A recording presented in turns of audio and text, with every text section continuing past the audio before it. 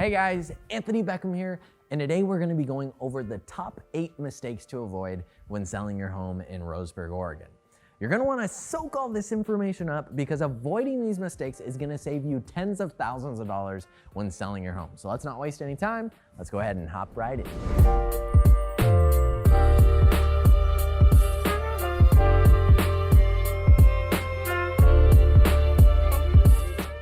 So the first major mistake that I want you to avoid is costly renovations. A question I get commonly, so if I spend $30,000 on upgrading my bathroom and kitchen, does that mean my home's gonna be worth $50,000 more?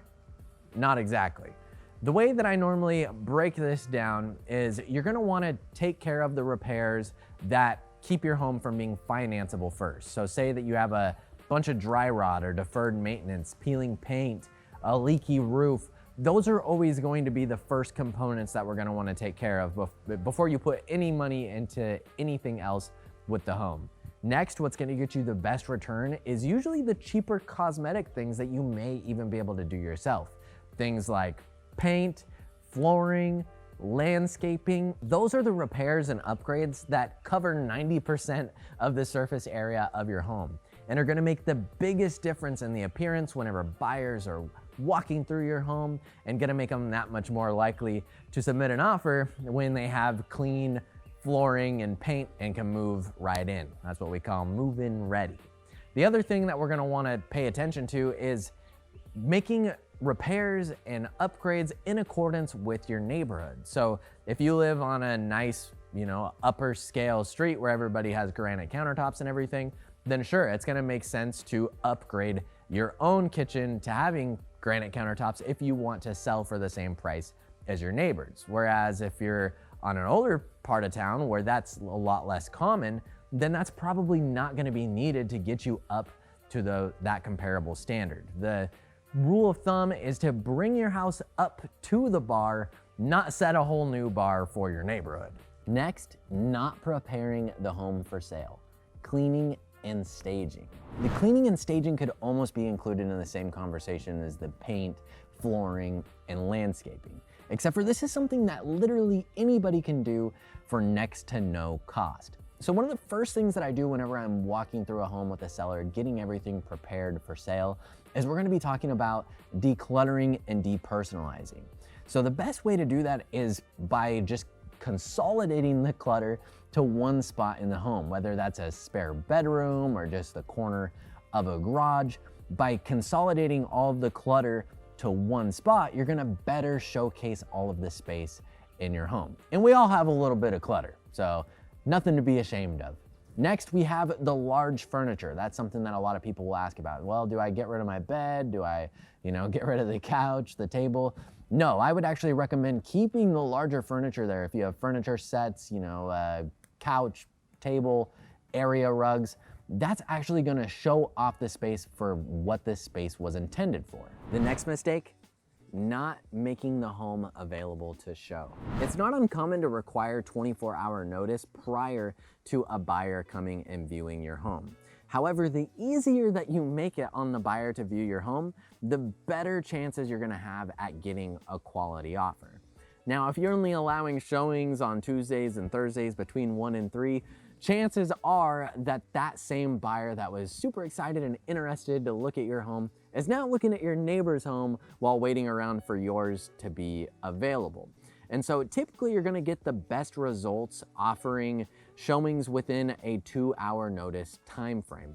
That's typically when we're gonna see the most people that are ready to come look at the house, and the more people that you have looking at the house, the more offers you're gonna get, and the more offers you're gonna get, usually the higher quality offers you're gonna receive.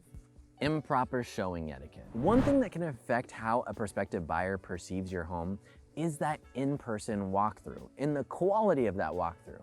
And that quality of walkthrough is going to translate to your quality of offer. So what we're talking about here is showing etiquette. Having shown thousands of homes at this point in my career, I've heard again and again from buyers that they feel awkward whenever the seller's there, or if they're, following them around while they're doing the showing, because that makes it to where a buyer can't envision themselves actually living in that home. So the best thing that you can do, I normally recommend 30 minutes of private showing time should be more than enough for a buyer to walk through, get a taste of what it's like to be there, and envision themselves in the home. And if you really want to go the extra mile, make sure you turn on all the lights before you leave and plug in a Scentsy so it smells nice and clean. And if you really want to go the extra mile, leave out a bottle of water and some fresh cookies that say, help yourself. A bright home that shows well and smells good and offers refreshments is definitely going to leave a lasting impression. Overpricing your home. This is something that we're all guilty of. Of course, we want to get the most possible money out of our house, so we're just going to go ahead and list it for $50,000 more than any of our neighbors have ever sold for and hope for the best.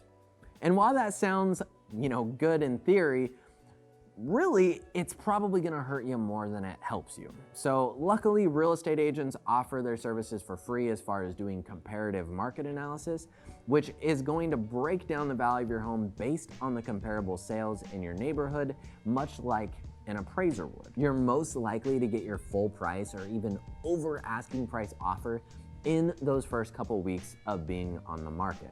So if you start by pricing your home out way above what it should be, all that's going to do is limit the amount of showings that you're having and limit the amount of offers you're gonna get or people that are even interested in your house, and it can cause your listing to start to go stale. Whereas most of the attention that you're gonna get is in those first couple of weeks, so you wanna make sure that you're priced right from the get-go, because this is whenever everybody's excited about your home, and the more people you get in there, the more competition and the higher, better quality offers you're gonna get. Next mistake is only considering the highest offer. So once you have your home priced right, chances are you're gonna have a lot of attention, and maybe you'll even have multiple offers to choose from. So let's use an example of a house I sold a couple of weeks ago where we had 3 offers, and one of them was for $227,000 with a financed loan and $7,000 in closing costs. And then another one was a cash offer for $220,000. Now, the other one that's $227,000, the financed offer sounds like the better offer if you were just to be looking at the numbers. But whenever you look and see the closing costs and the fact that they're actually both $220,000, except for the cash offer doesn't have a financing contingency, has a quick close and no appraisal condition, that would obviously be the better offer. And if you're not paying attention to those terms and only keeping an eye on the price, then you're likely to miss out on something like that. Next mistake we want to avoid: skimping out on professional photography and marketing. So 95% of buyers nowadays are finding your home online. And this is their first impression of the home. This is what makes them want to schedule a showing and walk through your home. And honestly, in today's day and age, I'm seeing more and more clients that aren't even doing walkthroughs. They're basing their offer off of those photos and video. So it's more important than ever that those materials are the highest quality possible. So if we think about the fact that it's just a matter of how many eyes we get on those marketing materials, that's going to determine how many people come walk through your home. The more people that walk through your home, hopefully the more offers you get and the higher quality offers you're gonna get based on that demand. It all starts with marketing, whether that's professional photography, drone shots, video, or just online ads. It's gonna be the exposure that you get online that's gonna directly impact the quality of offer you get. This one tip alone could save you thousands of dollars. And one of the biggest mistakes that we want to avoid is hiring the wrong agent. When selling the largest asset that you own, it's important to take choosing the right agent seriously, because this is the person that's going to be advising you throughout the process, helping you negotiate, handling your marketing. And if it's the wrong choice, it could potentially cost you tens of thousands of dollars when selling your home. So I normally recommend talking to more than one agent, or at the very least doing your research, Googling up their name, looking online, looking at how many homes they're actually selling, look at their reviews and how many positive reviews they have. And if you Google their name and they don't show up, that might be just as much of a problem. And luckily, it usually costs the same amount of money whether you're hiring an agent that sells over 100 homes a year, or if you're hiring an agent that has less real estate experience than you do. So I hope that you guys found this video helpful and are able to use these tips to save you tens of thousands of dollars on your next home sale. So if you have any questions, go ahead, comment them below. Don't forget to hit that like button and of course, subscribe and follow us for more content all about living here in Roseburg. So I appreciate you guys and I'll see you on the next one. See ya.